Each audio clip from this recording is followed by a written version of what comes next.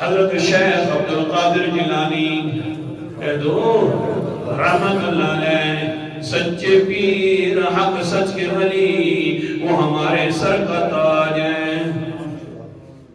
ہاں ولیوں کے کوئی انشاءاللہ میں پہلے بھی درس دے چکا ہوں، ولیوں کی بے ادبی کرنا تو ایمان سے بھی فراغت ہے۔ حق سچ کے ولی، ہاں اتنی بات ضرور ہے کہ ولی کو دیکھا جائے تو اپنے نبی کی سنت یاد آئے۔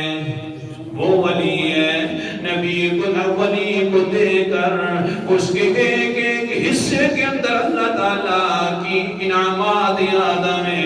وہ ولی نہیں ہے کہ پیغمبر کی سنت کا بھی قاتل ہو، وہ ولی نہیں ہے کہ پیغمبر کے احکام کا بھی قاتل ہو، اس کو ہم ولی نہیں مانتے۔ ولی وہ ہے جو اللہ کی نبی کی سنت کے پیچھے چلنے والا ہو۔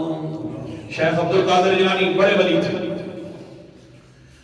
سٹیج پر ہیں، بیان ہو رہا ہے، یہ کام کرنا نہیں، یہ کام مرید اٹھ کھڑا اپنی سرے کی مرید کھڑا ہو گیا، کہنے لگیا حضرت صاحب ایک مسئلہ ہے بدلا دو۔ کون سا مسئلہ؟ یہ ہے کہ مہربانی کر کون سا عمل ہے جہنم کے اندر زیادہ لے کے جانے والا، تاکہ میں وہ عمل نہ کروں، یہ مسئلہ مجھے کبھی سے پوچھنا ہے۔ جی حضرت صاحب، حضرت شیخ عبد القادر جیلانی نے فرمایا یہ بہت بڑا اونچا سوال ہے، اب میں نہیں جواب دیتا، کل جواب دوں گا جس وقت یہ نشست ہوئے گی قرآن و حدیث کی۔